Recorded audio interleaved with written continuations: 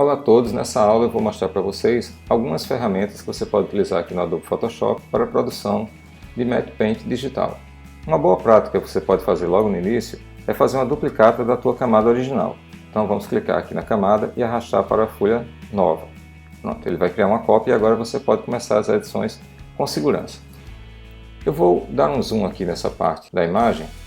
Posso utilizar também a mãozinha ou utilizar a barra de espaço, manter pressionada a barra de espaço para fazer a mesma operação. A primeira coisa que eu quero fazer é tentar remover essas pessoas que estão aqui na área. Eu posso selecionar, utilizar a tecla Shift para selecionar um pouco mais.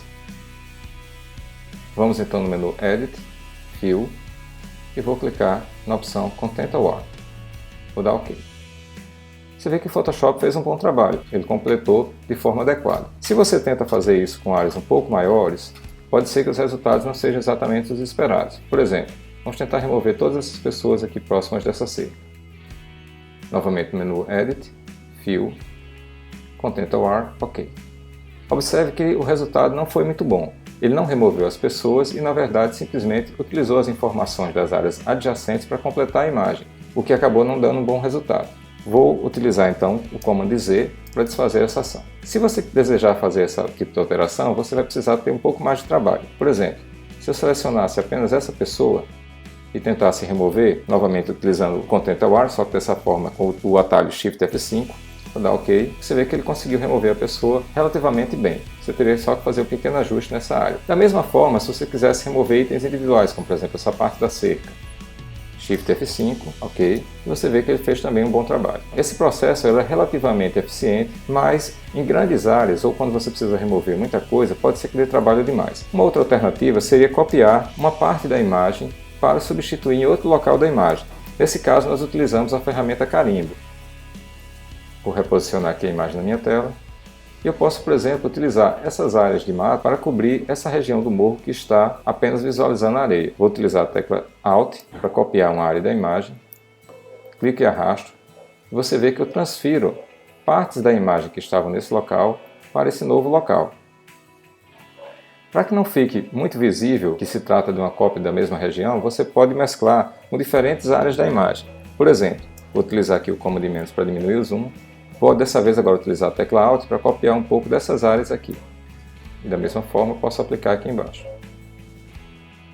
Então o ideal é que você mescle diferentes áreas e evite áreas muito parecidas. Por exemplo, se você clica nessa área aqui e copia, fica muito visível que essas duas áreas são semelhantes. O ideal então é que você busque áreas distintas para que fiquem menos visíveis as áreas onde você já copiou. Você poderia continuar fazendo essa operação até cobrir todo o morro.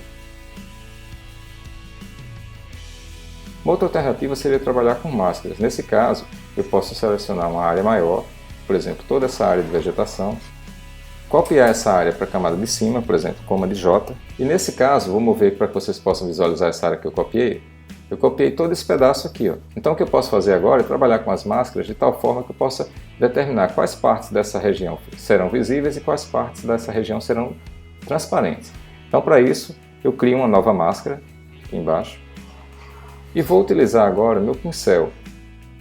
Com o pincel, eu vou trabalhar da seguinte forma. Eu coloco a cor principal do pincel para preto, a máscara está selecionada, e onde eu pintar com esse pincel preto, a imagem ficará transparente. Deixando então que eu consiga visualizar a imagem que está por baixo. Caso eu apague uma área muito grande e deseje reconstituir essa área, basta inverter o pincel para a cor branca. Dessa forma, onde eu for passando, ele vai visualizando os pixels originais dessa área da imagem. Então, dessa forma, é um processo que a gente chama não destrutivo. Também é uma forma interessante de você fazer com que as emendas ou as partes onde o corte é mais visível fiquem mais discretas. Por exemplo, novamente troco aqui, vou diminuir um pouco o tamanho do pincel e eu passo o pincel aqui para disfarçar um pouco desses contornos, para que a gente tenha uma melhor composição entre a área que foi criada com a máscara e a área original do morro. Então é isso aí, pessoal. Espero que vocês tentem utilizar essas ferramentas em outros exemplos e consigam tirar todas as suas dúvidas. Até a próxima!